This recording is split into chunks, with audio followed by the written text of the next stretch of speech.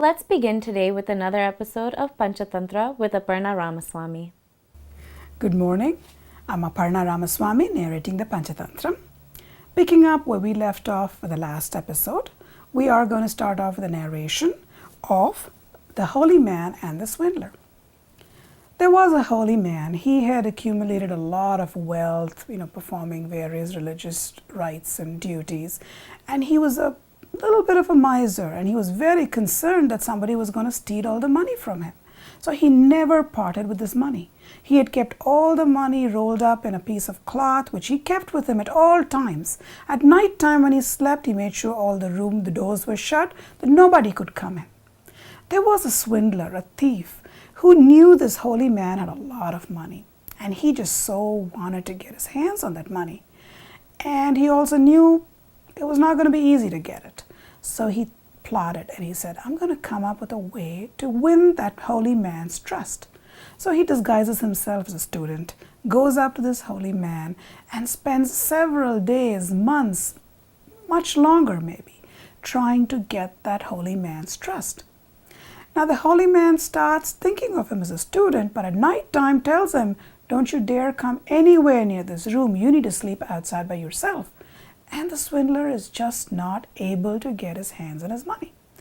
Just as he's thinking, you know what, maybe I should just give up. On that day, there is someone comes in from another village to invite the holy man to go over to his house because his son is having some sort of a ceremony, a thread ceremony, and he wants the holy man's participation there. So this man, the holy man, says, okay, I'm going to go to that village, takes the swindler, the student, along with him, and says, let's go. So they start walking towards a village, and on the way there's a river, and the man says, look, I'm going to go have a wash in the river. You watch all my belongings. And he leaves that sash with the money with the swindler and goes in to have a bath. While he's having a bath, he gets distracted looking at two bulls over there fighting and a jackal which gets killed, that he loses track of time.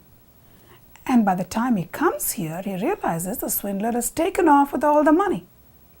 So the jackal, who's narrating the story to his friend, says, just like that, we have no one to blame but ourselves.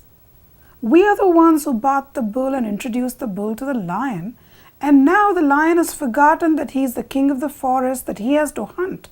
If the lion doesn't hunt, we don't have any food to eat. The lion has forgotten about that. He has gotten so enamored with this bull.